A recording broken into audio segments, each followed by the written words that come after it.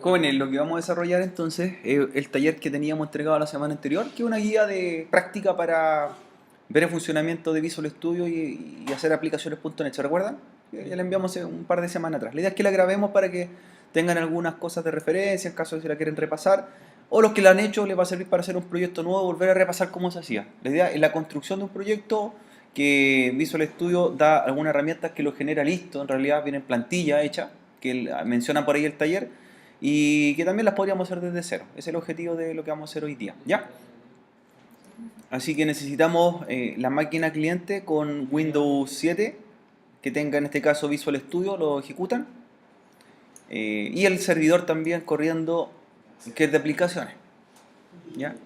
La primera parte, la idea es que hagamos la aplicación, probemos cómo se crea y la compilemos, la depuremos en forma local, ¿ya? Una vez que estén seguros que todo funciona, que está correctamente corriendo la aplicación, se hace la exportación. Y ahí se lleva el proyecto al servidor como lo hemos hecho otras veces, ¿cierto? Con otros proyectos de los otros talleres. Pero mientras se puede probar en forma local, ¿ya? Cómo se ve la aplicación en realidad, cómo se ve el formulario, pero lo que no podríamos probar, por ejemplo, son las conexiones a base de datos ni nada de ello, ¿ya? Así que primero vamos por parte, entonces levanten el Visual Studio, vamos a hacer un proyecto, vamos a ver qué tipo de proyectos se necesitan y cómo se van compilando, ¿ya? El taller menciona que, bueno, dice que son 3 horas más o menos lo que se podría demorar esto. Yo creo que lo que lo hicieron se demoraron mucho menos. ¿Cuánto se demoraron? ¿40 minutos? ¿30 minutos? No más que eso, ¿ya? Entonces, veamos los requisitos que tenemos que tener. Hay muchos que ya están listos. Por ejemplo, esto es instalar y configurar una página sencilla ASP.NET en Internet Information Server, ¿ya? Y ver un poco cómo el funcionamiento del modelo vista controlada y Visual Studio. Que el modelo vista controlada se refiere a cuando yo tengo un desarrollo listo, ¿cierto? Una plantilla, ¿ya? Eh, la parte nosotros de infraestructura de servidores ya la vamos a tener que saltar porque la tenemos lista. Los servidores lo hicimos desde un principio del semestre. O sea, eso ya ni siquiera lo tocamos. Los motores de base de datos están corriendo, Internet Information Server está corriendo. O sea, simplemente haríamos casi un cuarto de esta tarea, ¿cierto? Una cuarta parte en realidad. Porque el resto está todo hecho durante otro ejercicio anterior, ¿ya? Entonces, lo primero que vamos a habilitar es el IDE, el Visual Studio 2003, que es la versión que estamos trabajando, que ya viene con varias herramientas para desarrollar diversos lenguajes derivados de Microsoft, entre ellos C Sharp, por ejemplo, ASP, ASPX y ASP.NET. Se pueden crear varios proyectos según la necesidad que tengan, escritorio, web, de aplicación móvil, etc. ¿Ya? Es bastante íntegro lo que es el Visual Studio, para los que han tenido la experiencia de utilizarlo, ¿cierto? Cuando lo instalan en forma local el Visual Studio en sus PC, también instala el motor de base de datos, ¿cierto? Instala SQL Server para hacer pruebas locales, ver si puedo hacer una mini aplicación que inserte registro y luego de ello, cuando el proyecto lo pruebo, lo puedo llevar a un servidor real, ¿cierto? Así que podría probarlo en forma local también. Sí, sí puedo hacerlo. ¿Ya? Pero la lógica también es que aprendamos cómo se migra el proyecto terminado a un servidor. El resto ya lo conocemos, entonces no va a ser tan difícil. Ya, una vez que entonces iniciemos el Visual Studio, como lo tengo por acá, ¿ya? Que como se han dado cuenta ustedes, Visual Studio se demora varios minutos en arrancar, ¿ya? No es un programa que ocupe pocos recursos, de hecho consume casi todos los recursos de RAM y procesador de una máquina en la que esté instalado. Se habrán percatado de ello, ¿cierto? ¿Sí? La máquina se pone bastante más lenta que con Dreamweaver, ¿ya? Mucho más, ¿ya? Para hacer un proyecto local, vamos a hacer lo mismo que hacíamos en un principio de semestre, vamos a crear una carpeta local, ¿ya? Entonces, la idea es que sean ordenados. Yo ya había hecho un proyecto que se llamaba Web 1. Ustedes creen un proyecto con un nombre también, el nombre que quieran, para que donde guardemos el formulario que vamos a hacer hoy día. Yo, como tengo Web 1, lo voy a llamar Web 2, ¿ya? Una carpeta local en la raíz del disco C del equipo donde están programando, ¿cierto? ¿Ya? Todos los otros que se llaman sitio 1, 2, 3, 4, 5, hasta el 6, 7 son sitios que hicimos anteriormente, ¿cierto? ¿Sí? Pueden seguir también llamándolos sitios. Sitio 1, 2, 3, 4. ¿Yo por qué lo llamé web? Porque estos los que llamo web son los que hago con Visual Studio, los que hago con sitios son los que hago con Dreamweaver, ¿ya? Para diferenciarlo en realidad. Pero ahí cada uno se organiza. No tener espacio en las carpetas, esto es importante, y no usar qué letra en los nombres de las carpetas. ¿Qué letra no se recomienda? La ñ. No usar la ñ ni espacio. ¿Ya? Entonces tengo la carpeta creada. ¿Ya? Antes de empezar a hacer cualquier proyecto, tengo la carpeta creada. Y en el servidor, ¿qué tenemos que hacer? Tenemos que hacer lo mismo. ¿Ya? Tenemos que hacer lo mismo. En el servidor, en la carpeta nativa del servidor, donde se instalan las aplicaciones, en InetPub, en www.rot, también crea una carpeta que tenga el mismo nombre del proyecto que va a ser en local. Esto ya tenemos experiencia, ¿cierto? Lo hacíamos en Dreamweaver, cuando programabas con OSP. Así que lo mismo. Otra carpeta con el mismo nombre. Web 2, la voy a llamar. Ahí ustedes también declaran el nombre que quieran. Además de ello, hay que hacer un nuevo sitio virtual, ¿cierto? Que apunte a la nueva carpeta que van a construir. Puede ser con un puerto que no esté utilizado, cualquier puerto número que no lo hayan utilizado previo, o también puede ser con el puerto 80, y en el caso que quieran usarlo con el puerto 80, tienen que bajar el otro sitio con el puerto 80 y dejar este. Ya, como quieran hacerlo. ¿Ya?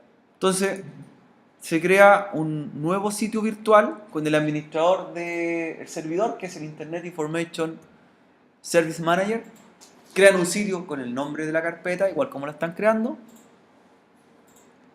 para que indiquemos la ruta donde se va a almacenar en el servidor. ¿Ya?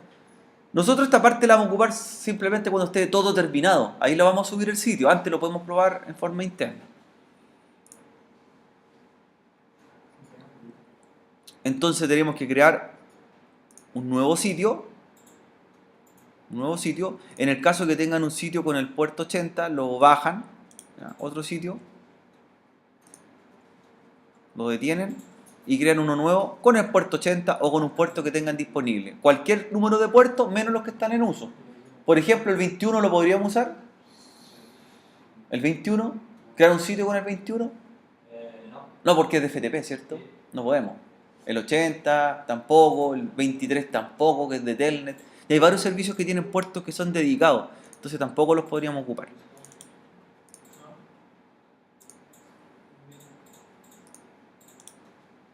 Yo voy a tener algunos sitios porque no los voy a trabajar mientras. Recuerden, entre más sitios tiene corriendo su servidor también está más lento a la vez. ¿Ya? Yo voy a crear cualquier otro que no esté en uso. De hecho, en el listado de puertos, cuando tú no tienes claro, ahí están, pues mira. En el resumen de Internet Information Server aparecen los puertos de cada aplicación. Mira. ¿No se alcanza a ver detalle? Ahí te salen. Entonces, tú usa cualquiera de los que no esté en uso. Y si tiene alguno en uso, lo bajas y lo ocupas. Yo voy a ocupar el puerto 80, por lo tanto la aplicación que tenía el puerto 80 la bajé para hacer mi sitio o mi segundo sitio web. Ojo, ahí vamos a ver cuál es el archivo por defecto de la aplicación, no es el index ASP, es default, se llama default ASP. Ahí lo vamos a ver cuando lo construyamos. Mientras hagamos la carpeta física, hagamos el sitio virtual, para que después no toquemos mal el servidor, ¿cierto? Hasta ahí llega la configuración del server, después nos cargamos de la aplicación. ¿Ya? Para que sigamos haciendo la guía. En la guía vamos en esta parte recién, ¿cierto? Estamos recién entrando al Little. Pero para que esto funcione hay que hacer todo lo previo, que en la guía no aparece, ¿cierto? Da por hecho que usted la tiene ya configurada.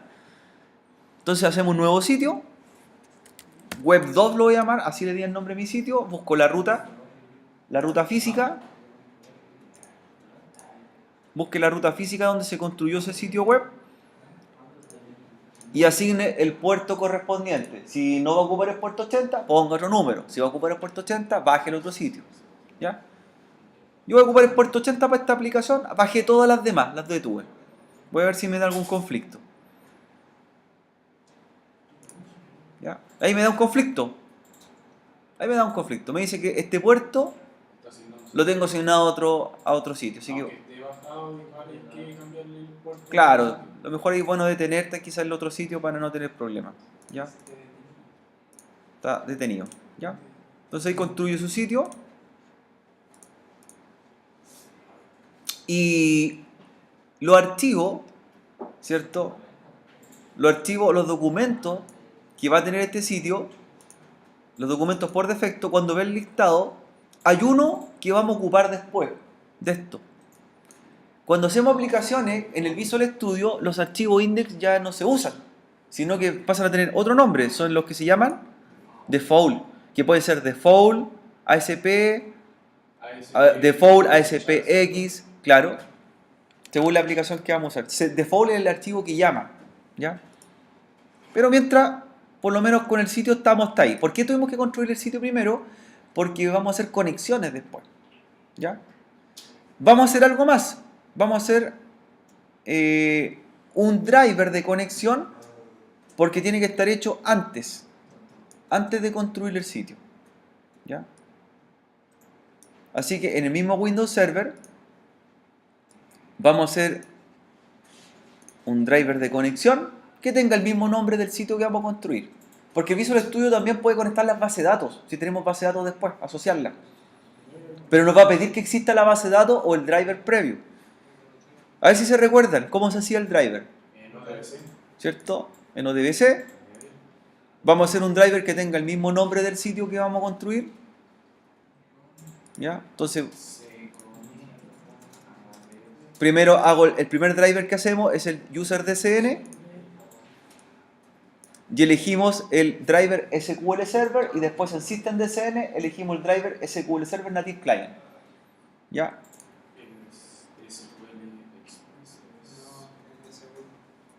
Una pregunta. ¿Podemos tener varios drivers que apunten a la misma base de datos? ¿O es necesario un driver por base de datos? Lo recomendado sí, pero yo puedo tener una sola base de datos y distintos drivers que apunten hacia ella. Por ejemplo, nosotros vamos a ocupar una base de datos que hemos ocupado antes. La podemos usar. Cualquier base de datos, si va a ser de ejemplo esta vez, ¿ya? Se puede conectar con alguna base de datos hecha, ¿ya? Entonces, lo que hacíamos con diferentes bases de datos era por orden, ¿no? por orden. Mira, para detallarte lo mejor... Base de datos con el mismo nombre, era todo por orden. Claro, era por un orden, pero en algunos casos, y puede ser que cuando tú trabajes en algún proyecto, yo podría hacer lo siguiente. Mira, para explicártelo. Supongamos que tú tienes una base de datos construida en el servidor, ¿ya? Una base de datos que se llame, por ejemplo, biblioteca. Biblioteca, ¿cierto? .db. Esa base de datos está en SQL Server, ¿ya? Y está almacenada en un servidor. Pero quiero llegar de distintas fuentes o distintos lenguajes de programación, quiero conectarme a esa base de datos. Por ejemplo, tengo un servidor con Apache y que está hecho en PHP, tengo otro servidor con Windows Server que tiene aplicaciones ASP y tengo un servidor Tomcat con Java. Mira, supongamos, tengo otra máquina por otro lado que tiene Apache 2, que es el servidor de Linux, ¿cierto? Y una aplicación hecha en qué lenguaje, por ejemplo, Python o PHP. En eso están hechos los formularios de una página. Ya, tengo el servidor 1. Pero tengo otro servidor que va a ser, por ejemplo, un servidor que tiene el motor de Java, que se llama Tomcat, y tiene una aplicación hecha en Java Web, ¿cierto? Java Web. El mismo formulario. Y tengo un tercer formulario en otra máquina corriendo, ¿ya? Que esa está hecha sobre Internet Information Server y está hecha con ASP o SPX, ¿ya? Entonces el problema que tengo es que es la misma base de datos y yo quiero insertarle registro de 3 programas distintos o de 3 aplicaciones distintas. Una aplicación desde Java, otra desde Microsoft y otra desde otro servidor con lenguaje abierto web. Entonces lo que hago ahí, puedo hacer un driver que lo llamo driver 1, otro driver que lo llamo driver 2 y otro driver que lo llamo driver 3. Y los 3 apuntan ¿a qué cosa? A la misma base de datos. Finalmente, yo podría tener 3 servidores corriendo de distinta tecnología y los 3 guardan en la misma base de datos. Se puede hacer. Entonces nosotros podríamos tener varios drivers que apunten a una base de datos, o puedo tener, para ser más ordenado, un driver, una base de datos, como tú quieras gestionarlo. No hay ninguna restricción en ese caso. Nosotros le damos el mismo nombre al driver que el nombre de la base de datos para relacionarlo, pero puedes tenerlo a cualquiera, no hay problema. Y así tú podrías estar trabajando en una aplicación multiplataforma y de esa forma funciona. ¿Cómo tú haces una aplicación para Android, por ejemplo, y la aplicación está hecha para iOS y los dos usuarios usan la misma aplicación y los dos insertan en la misma aplicación. Es así, por cierto. Las aplicaciones siempre están hechas para dos plataformas generalmente móviles. Disponible para Android y disponible para iOS. Entonces son dos sistemas distintos, en dos lenguajes distintos, en dos servidores distintos, pero el fondo de almacenamiento es la misma base de datos. ¿Ya? Entonces se puede hacer. De hecho funciona. Así lo tendrías que tener una base de datos para cada sistema en forma separada. ¿Ya? Facebook, ¿cómo lo haría? No podría funcionar Facebook, ¿cierto? Porque tú puedes iniciar sesión desde cualquier aplicación Facebook con tu cuenta. Sí, pues estoy en el teléfono con Android, inicio sesión. Estoy en el teléfono con iPhone, inicio sesión. Estoy en el navegador Chrome, inicio sesión. Estoy en Mozilla, inicio sesión. O sea, todos apuntan ¿a dónde? A la misma base de datos. Y ellos lo que hacen son muchos drivers de conexión para cada plataforma distinta. Lo que tienen diferente son los servidores web. Ellos en su data center tienen muchos servidores web de varias tecnologías. Entonces, según el dispositivo del cliente, se conecta a ese servidor, pero la base de datos sigue siendo la misma. ¿Ya? Entonces, eso te responde tu pregunta. Si se puede tener de esa forma. ¿Ya? Entonces voy a tener un driver nuevo y lo vamos a apuntar al mismo servidor que estamos trabajando. Recuerden que si no le aparece el nombre completo, se declara como SQL / SQL Express. Perfecto. Voy a repetir el paso entonces. Servidor, usuario CA. Y como esto va a ser solamente de ejemplo, conéctenlo a cualquiera de las bases de datos que tengan creadas de los sitios anteriores.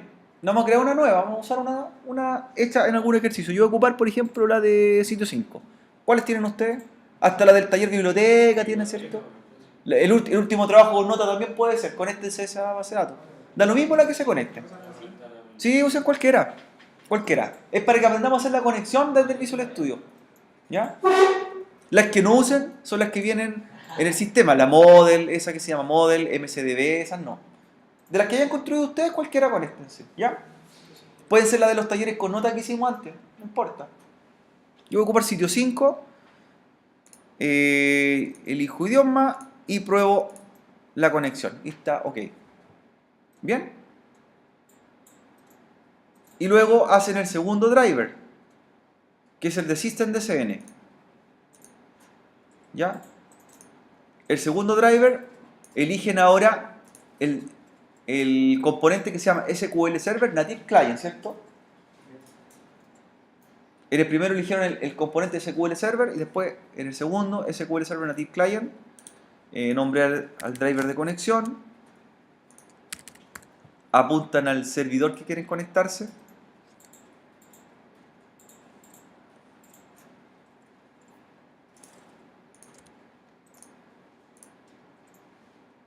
Elige la autenticación por el usuario SA y se conectan a la misma base de datos a la que quieren ustedes hacer una relación. Esta pregunta, ¿a qué se refiere Mirror Server? ¿Por qué en este driver pregunta Mirror Server? ¿Te han hecho esa siguiente pregunta? ¿Para qué sería? Para una tabla. Eso funciona de lo siguiente. ¿Se acuerdan que yo en el principio de semestre le dije, en algún momento quizás armemos un segundo servidor y grabemos con dos bases de datos al mismo tiempo? Entonces aquí quería, por ejemplo, algo así. El 2.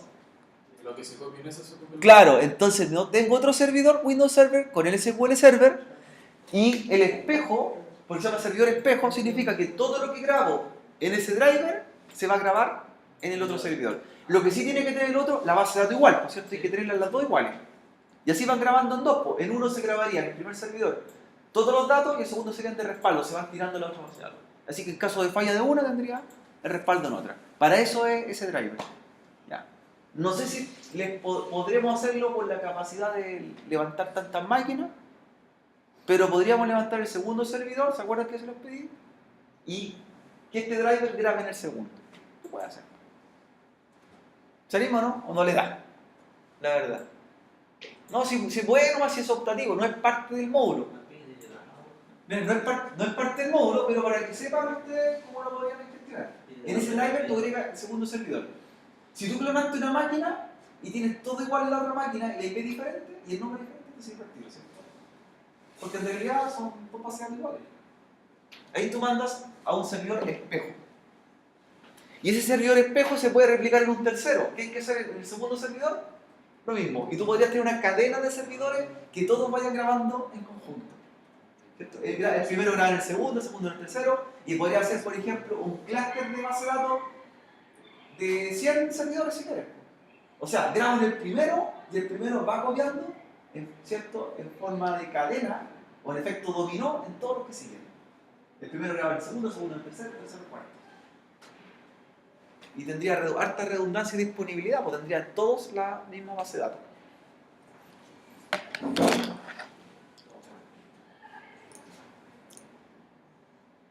Listo. Y nos conectamos y probamos. Entonces tendríamos ya el servidor de respaldo. Yo dejé hecho el driver ahí, si se fijan, apuntando a una segunda máquina. Pero en realidad, si yo lo dejo así, me va a dar un error después. ¿Por qué me va a dar un error? Porque no está, pues, se va a pegar en un momento. Va a querer mandarle datos y mejor lo saco. Si tengo la otra máquina iniciada así, y corriendo y configurada, lo agrego. Eso se puede editar. Ustedes en cualquier momento pueden entrar al driver y lo pueden volver a configurar. Listo, tenemos la parte driver lista, tenemos el sitio virtual listo. Ahora vamos a continuar con la tarea pendiente, que sería hacer un ejercicio bien sencillo en Visual Studio, ¿cierto? Para generar un nuevo proyecto web. ¿Han tenido la oportunidad de ocupar Visual Studio antes? ¿O primera vez? ¿O hicieron la guía, por último? ¿Lo han ocupado? Ya. ¿La guía la hicieron también? ¿Intentaron algo? Sí, algo. Algo, la verdad. Don Eduardo intentó y hasta dónde llegó. Prendió las máquinas por lo menos, ¿cierto? ¿Eh? Ya. Ya. Vamos a aprender entonces a hacer cómo se gestiona un formulario, cómo creo una plantilla y cómo conecto a un motor de base de datos. Eso es esencialmente lo que vamos a trabajar hoy día, ¿ya? Paciencia con el Windows 7 porque no va a ser tan rápido como esperamos, ¿ya? Jóvenes, ¿en qué contexto no usaríamos Visual Studio y tendríamos que usar obligadamente Dreamweaver para programar en SP? ¿Cuándo ustedes se verían en esa obligación?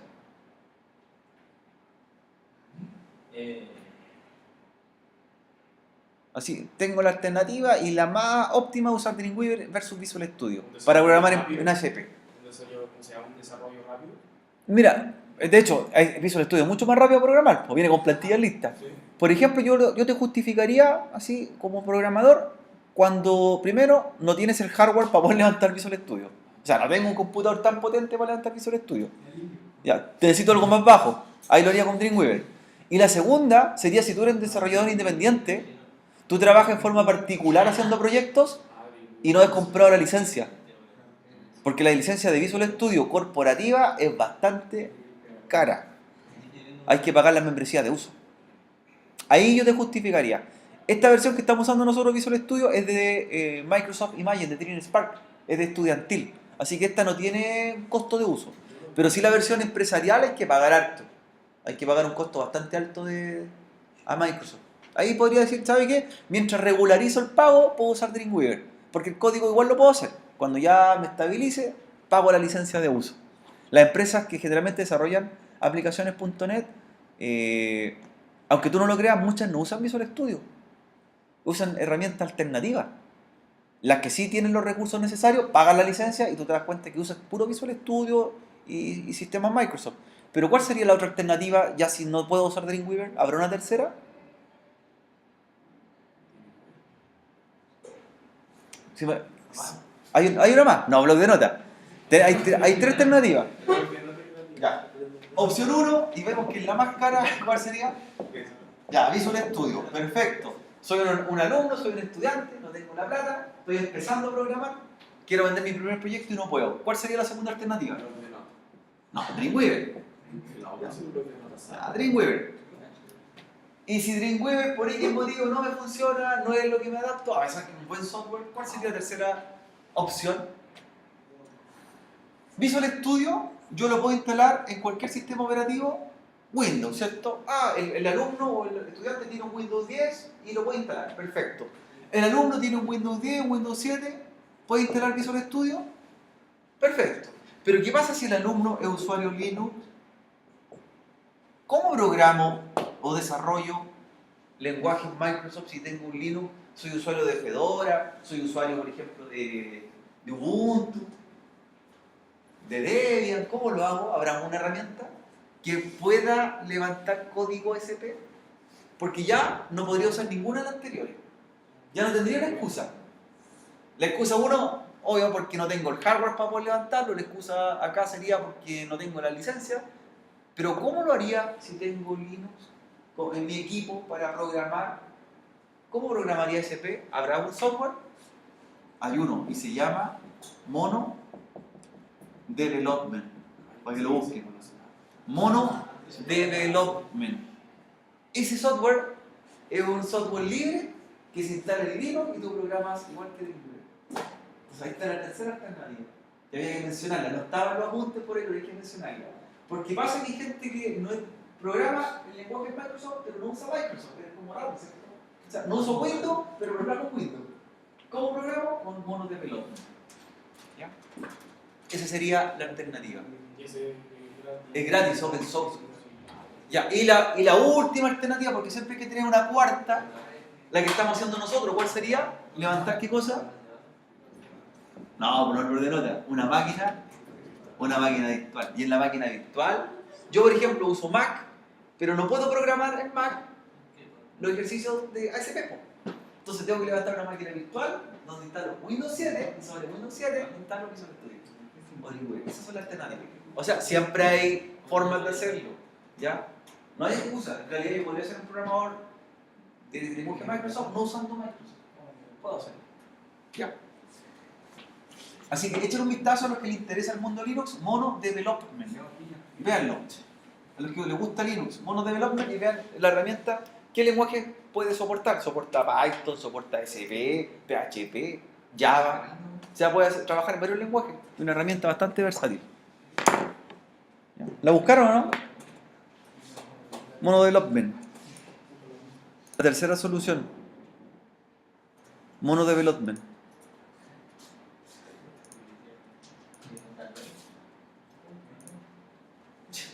¿Qué lenguaje soporta? Ahí, ¿cuál? C#. Y es para Linux. En realidad, podríamos decir que es el Visual Studio o el Dreamweaver de Linux. ¿Ya? F#, un derivado. Un lenguaje derivado. Entonces también puedes trabajar con librerías con GTK, con librerías SP, también con otra herramienta. Ahí tienes la otra alternativa, Mono Development. Ya. Vamos a hacer entonces el proyecto de la guía. Como ya estamos dentro del proyecto, vamos a abrir desde archivo un nuevo proyecto. Archivo, nuevo proyecto.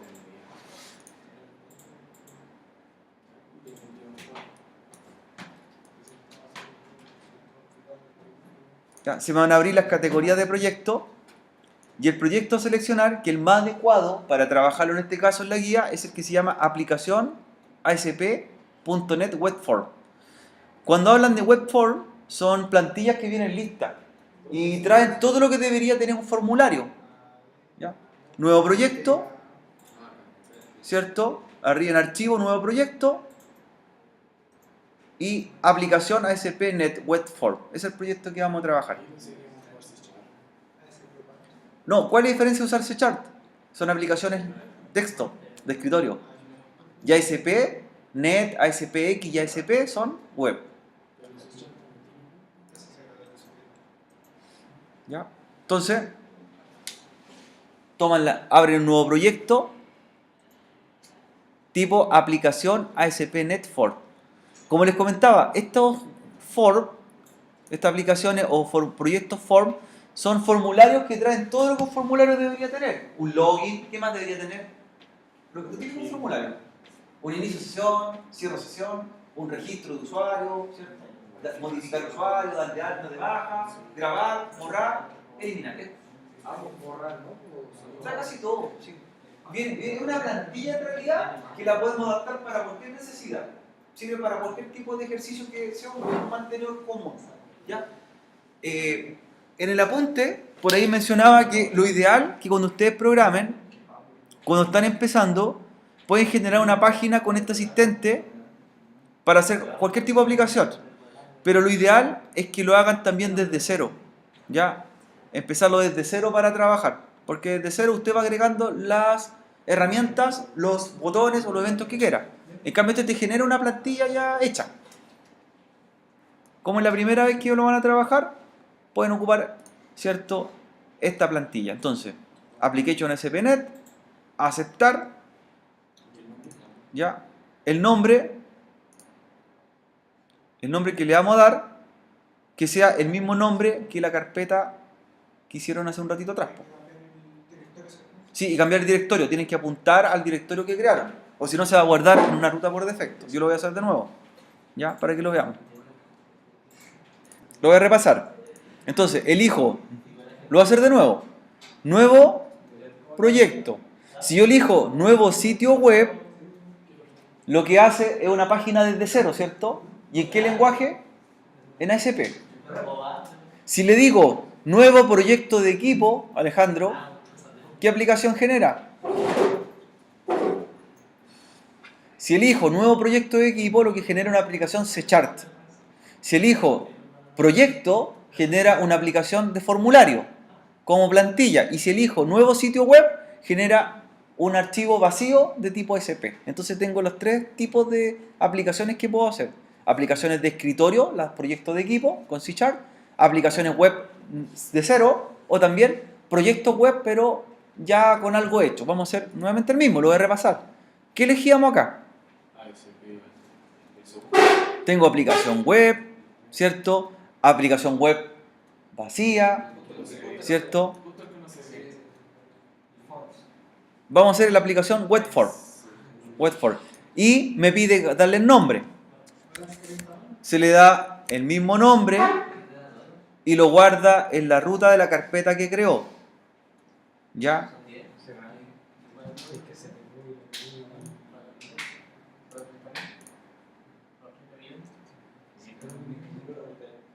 Y cuando le dice qué tipo de solución, si es un proyecto nuevo, lo tiene que hacer como crear nueva solución. Si es un módulo que se va a agregar a otro proyecto que existe, le dice agregar en nueva instancia. Entonces, crear una nueva solución. ¿Ya? Crear una nueva solución. ¿Ya? ¿Por qué no le marco crear directorio para la solución?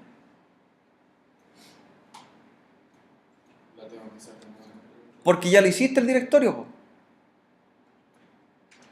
El crear un directorio para la solución es cuando tú no le das un nombre y genera el nombre de la carpeta. Entonces, como ya existe, lo apunto ahí. Por eso, no te crea una carpeta dentro de la otra. Te va a pasar eso, ¿cierto? Por eso, desmarca, mira, ahí. Mira, para que te quede claro, Alejandro, mira. Si voy a crear el proyecto y no marco, obviamente el proyecto se va a llamar igual que la carpeta. Asume que el nombre del proyecto es el nombre de la carpeta. O de lo contrario, yo le doy manualmente el nombre al proyecto solución. ¿Ya? La idea es que tengan el mismo nombre, así no te confunde. Y voy a hacer el proyecto nuevo. Mencionaste tu proyecto, ya empieza a guardar unos packages, ya empieza a guardar componentes. Y está todo el proyecto ya almacenado. Van a ver que hay archivos de tipo Visual Basic Script, van a ver que hay unos archivos que son hojas de estilo, pero lo que me interesa es que le pongan harta atención a esos archivos que se crearon con este proyecto. Es uno que se llama web.conf. Ese archivo es súper importante. Y de hecho debe ser el archivo más importante del proyecto. ¿Lo encontraron? Un archivo que se llama webconfig. ¿Lo encontraron, no? ¿Ya? Ese archivo de configuración, ¿ya? Lo que se van a encontrar, lo que trae son las rutas y los permisos de la aplicación. Por lo tanto, ahí se indica dónde van a estar los drivers de conexión. Es toda, si lo comparamos nosotros los proyectos que hicimos en Dreamweaver, el archivo config, ¿se acuerdan? Hay un archivo que se llamaba config. Entonces el webconf, dentro de la carpeta, es el que lleva todos los datos de permisos dentro de los proyectos.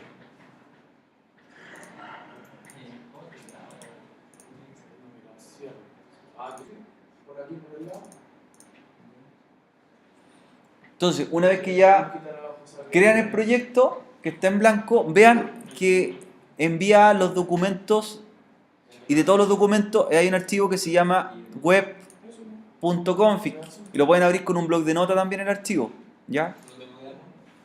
Este archivo yo les recomiendo que le hagan una copia, háganle una copia al archivo y ténganlo de respaldo porque lo van a modificar después.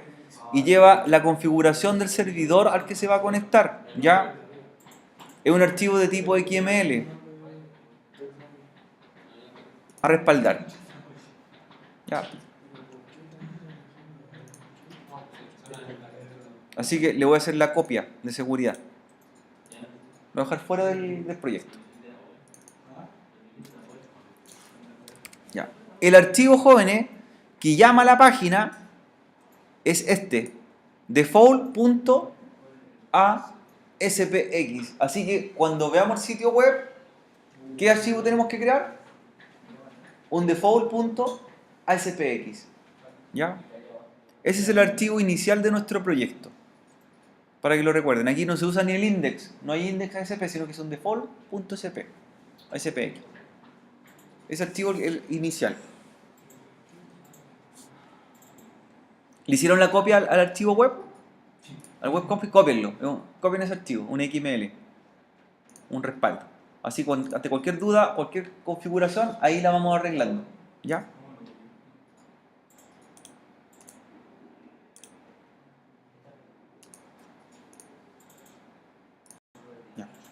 Ya. Cuando crean ese nuevo proyecto, bueno, los que no usaban nunca Visual Studio tiene dos vistas, tiene una vista que es código, una vista diseño, o también se puede poner ambas, ¿cierto? Dividir, igual que la vista de Dreamweaver.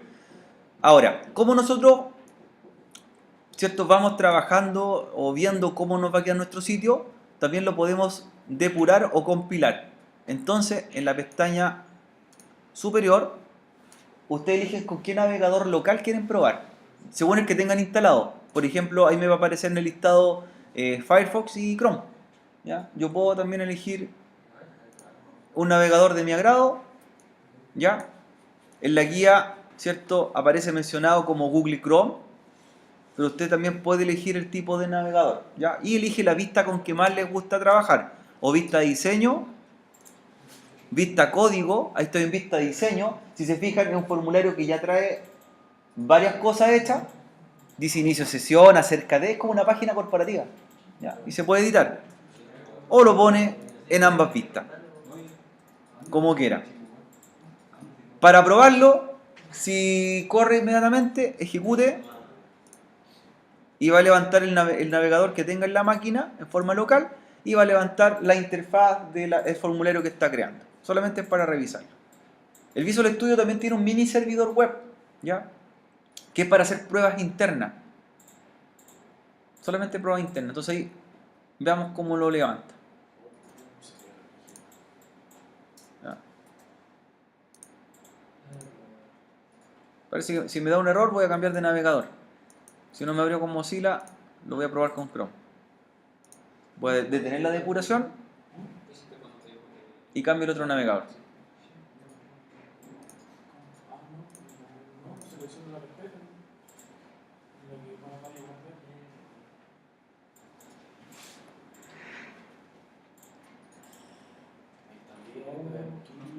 Recuerden, el archivo es el default.aspx, así que ese archivo tenemos que llamarlo después en el servidor en el servidor Internet Information Server como archivo por defecto, ¿cierto? Al principio, vamos a hacerlo. Por eso les dije, no lo hagan todavía porque vamos a revisar cuál es el que abre. ¿Ya?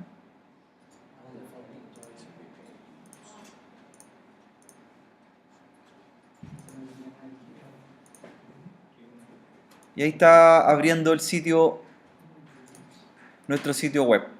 Lo abre en un entorno local, por eso es localhost y con un puerto, el 49161. Y ahí abre el archivo default.cpx. Paciencia nomás, a veces no carga de inmediato. Y vamos viendo en la vista de diseño del sitio cómo se vería en un navegador. ¿Cómo se ve bien? Sí, bastante reactivo. En mi primera aplicación. Recuerden que una plantilla, así que viene casi todo listo. ¿Ya? Dice, su logotipo aquí. Lo típico que quería un formulario, registrarse, inicio sesión, inicio de, acerca de, o las páginas que hacen comerciales de repente para vender el producto. Claro. ¿Ustedes están haciendo algo parecido así? Aquí está, pues. Acerca, contacto, ¿ya? Registrarse, iniciar sesión. Bueno, esto no va a funcionar todavía porque no hay base de datos, ¿cierto? Tenemos que asociarlo a un link de una base de datos. Pero aparecería un formulario de inscripción. Y lo bueno de esto es que vienen validados ya, pues mira. O sea, ya vienen validados los campos. Esto solamente es front-end, solamente lo que ve el usuario, ¿cierto? Todavía no hay nada interno, pero ya me valida, pues. Ya viene preparado el formulario. Claro, son las herramientas básicas de un formulario y los mantenedores. Viene listo. ¿Ya? Era para ver el diseño cómo se veía, por lo menos funcionó. Así que también tienen la posibilidad de levantarlo en otro navegador dentro del equipo local y vayan probando. ¿Ya?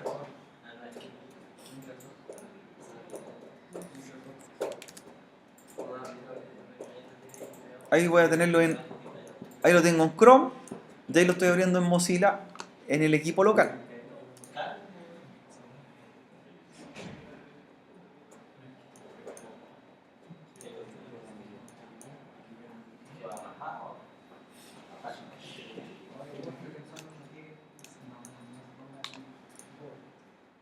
Ya, y luego para la depuración, ¿cierto? Stop, ¿cierto? Y ahí era solamente para comprobar.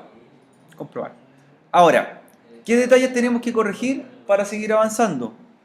En el servidor, ¿qué tenemos que modificar? ¿Qué archivo? Ya nos dimos cuenta de uno. El default, ¿cierto?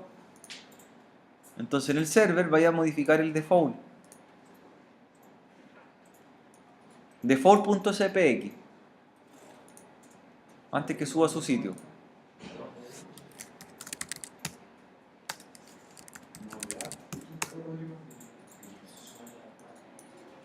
Entonces en el sitio virtual que creó,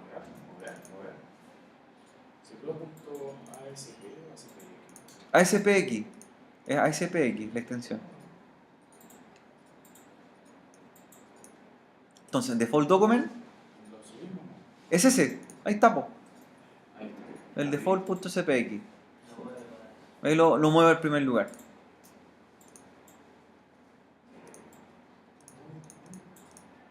Pero ojo, fíjate, default no era con minúscula.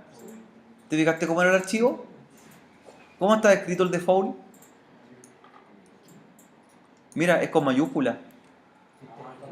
Tiene que ser con la D mayúscula, hay que modificarlo.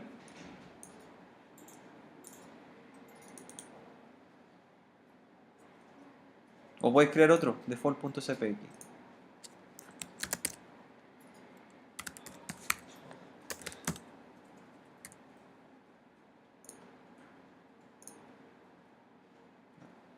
¿Te diferencia el mayúscula y minúscula?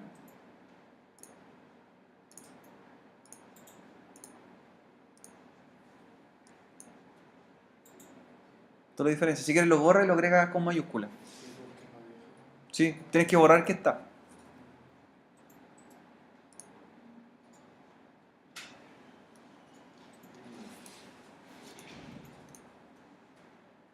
Ya, continuamos entonces en el formulario. Ya el formulario levantó, se visualiza. Eso ya nos da cierta garantía de que está corriendo el servicio en forma local. Y la pregunta que viene ahora es cómo yo esto lo podría conectar a bases de datos que no están alojadas en esta máquina, que están en un servidor. Entonces, en las herramientas del Visual Studio,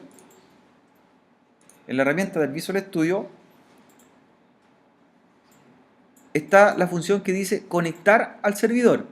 Y después que usted conecta, cuando ya tiene la conexión hecha, hay una consola para poder programar consultas al servidor. O sea, yo puedo probarla antes de.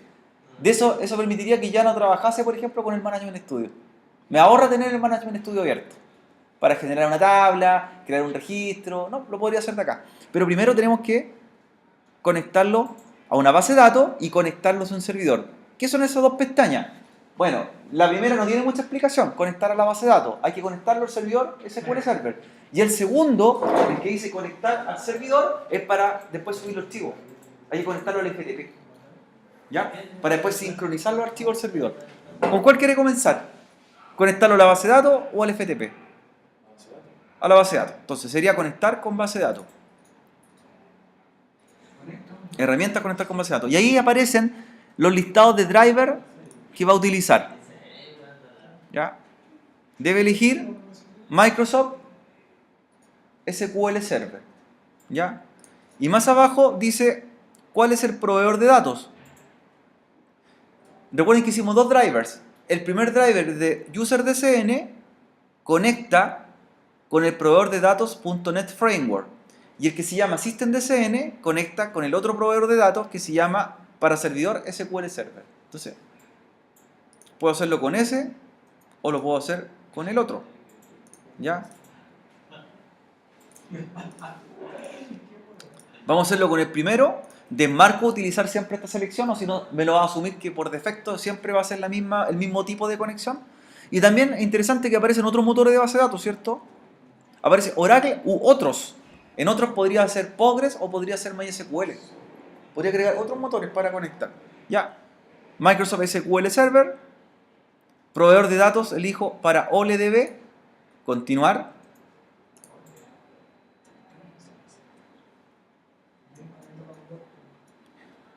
Me pregunta los datos del servidor.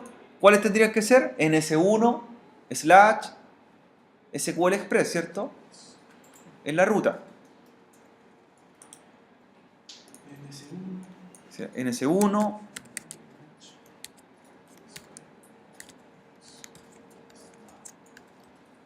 / SQL Express. Entonces, la ruta del servidor.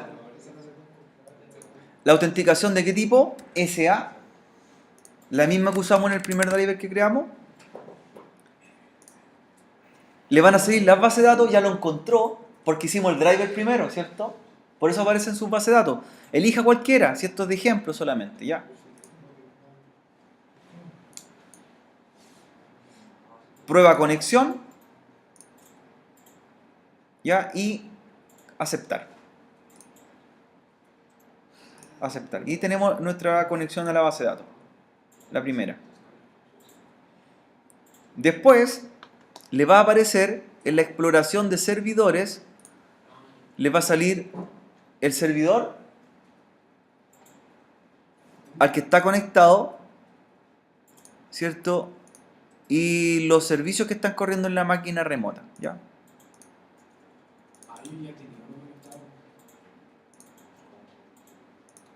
Ahí está, conexión. Incluso aparecen las tablas de la base de datos. ¿Le aparece? ¿A la que eligieron? Sí, ya están disponibles. Como fue el ejemplo 5, ciudades, creo que fue usuario o de ejercicio. Yo estaba ocupando este para el otro y que con razón la conexión estaba mala. Ahora te resultó, po. Sí. Ahora entendiste el porqué, ¿cierto? Mira, lo bueno de esto, lo bueno que me gusta del Visual Studio, es que tú puedes trabajar desde aquí con las bases de datos sin levantar el Management Studio. Porque yo puedo insertar registros, borrar registros. ¿Se acuerdan cuando yo les digo, limpien las tablas, vean qué registros tienen hechos? Lo hacemos de aquí mismo.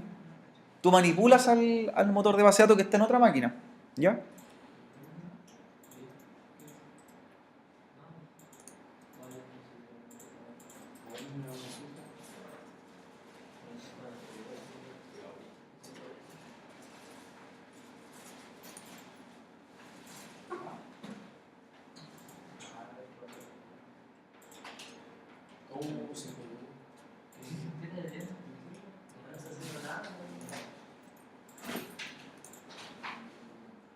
¿Qué pasó? ¿Se pegó? Ahí está. Entonces, mira, ya veo las tablas de la base de datos y las puedo manipular. Puedo hacer consultas sobre las tablas, sobre los registros.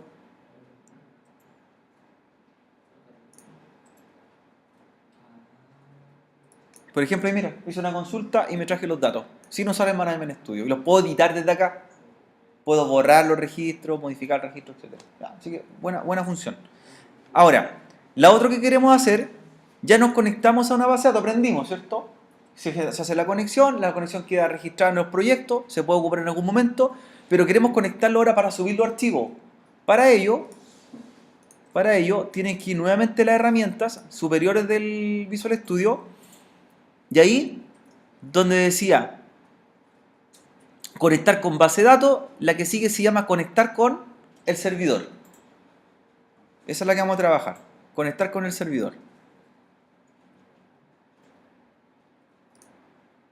¿Ya? Y me dice cuál es la ruta del servidor. Entonces va la dirección IP o el nombre. ¿Ya? Cualquiera de las dos cosas usted se puede asociar. Por ejemplo, puede ser el IP o el nombre. Lo que usted quiera. En una red local el nombre, pero en una red remota el IP, por cierto.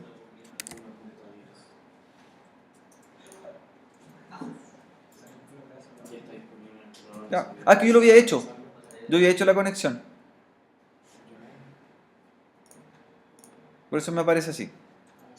Claro, ya la tenía, la reemplacé.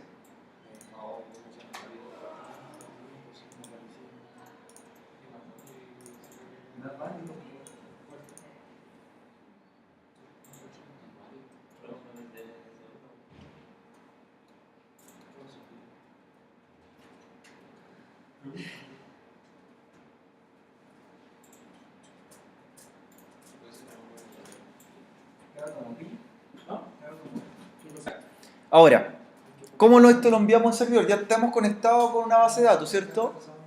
Ahora vamos a ver cómo se lleva al server. ¿Cómo lo copio en la carpeta que hicimos hace un rato atrás, ¿cierto? No hemos hecho nada, ¿cierto? En la página, está tal como está.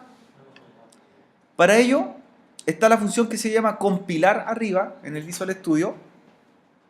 Y me dice dos cosas, generar o publicar.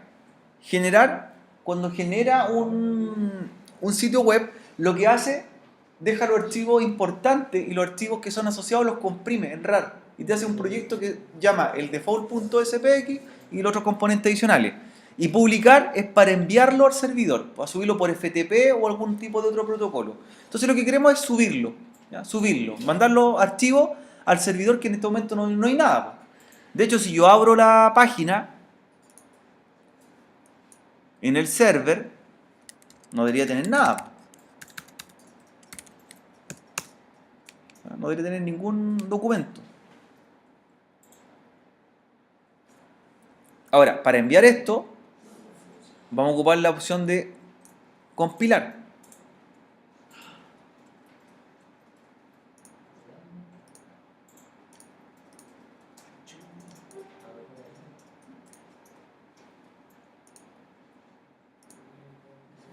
¿Por qué me da ese error? Porque todavía no hay nada, pues no hay ningún archivo. ¿Ya?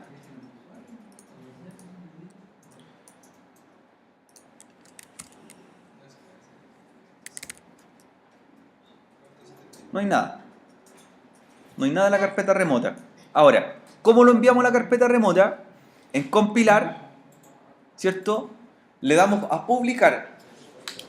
¿Cuál es la diferencia entre que ocupemos el generar y el publicar? El publicar es para ir subiendo los avances.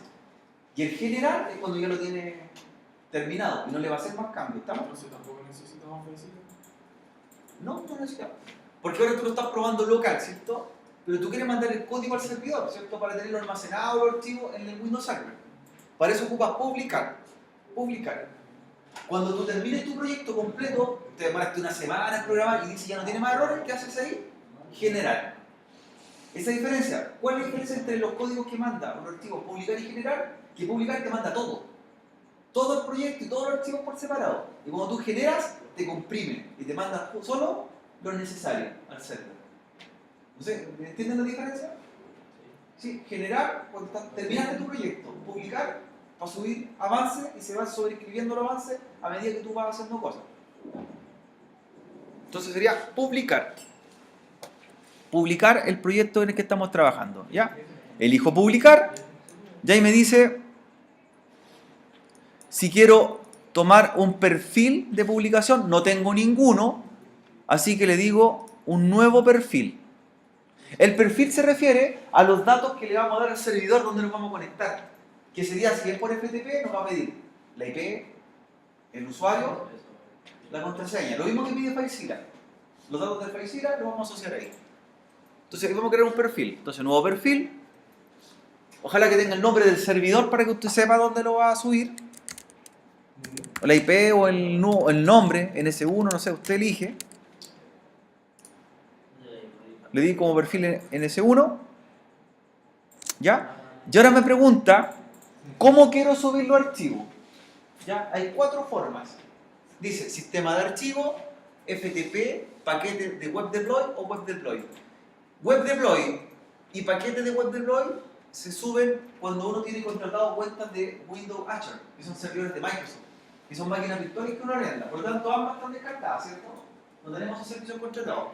Sistema de archivo es cuando yo quiero copiar las carpetas a otro equipo, pero cliente.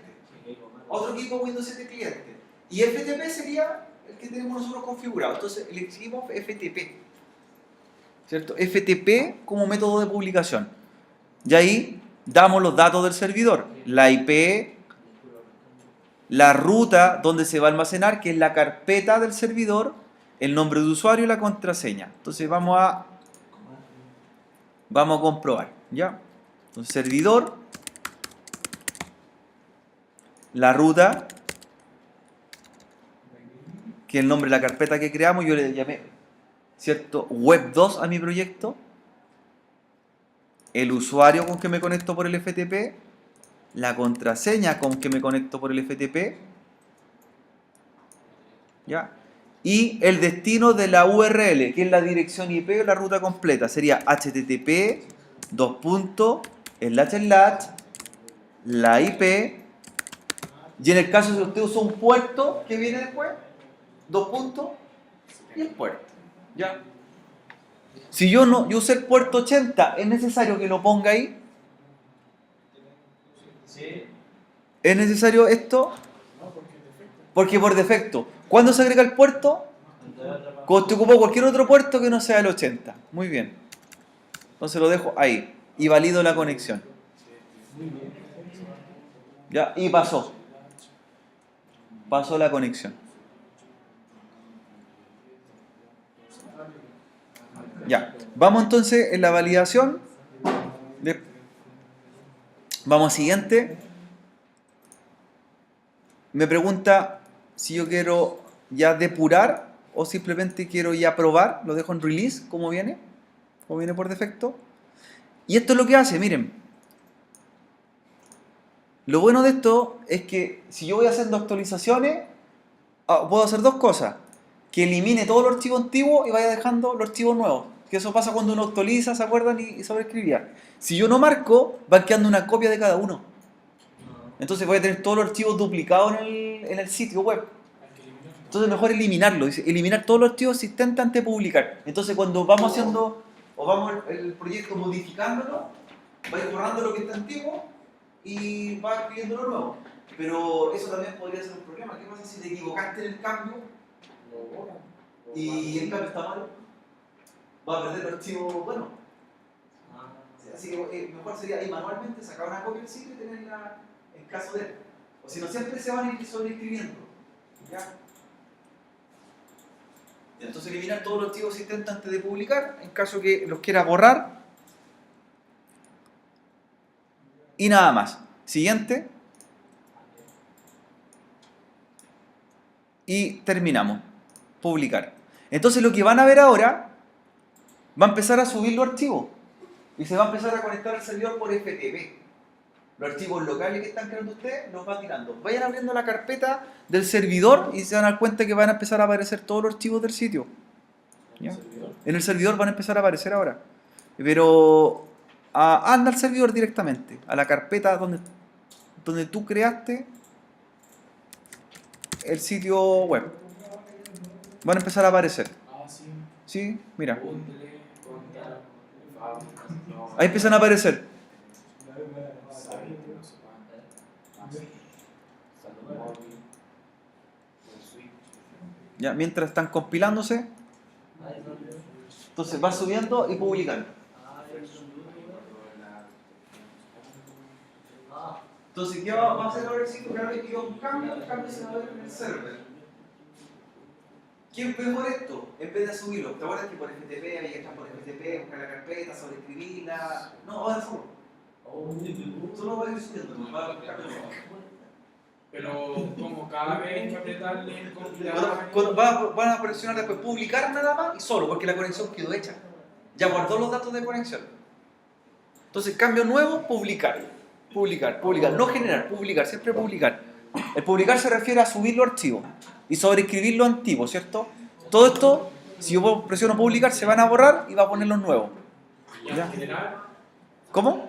y al general, El generar, el proyecto lo da por terminado y los archivos ya no se pueden modificar más. Y manda el proyecto final. Y ya no puedo seguir editando. Por eso siempre se trabaja durante todo este tiempo en publicar.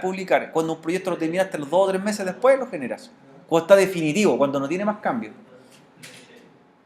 ¿Ya? Vayan al recreo mientras terminamos esta parte del video mientras subimos los archivos.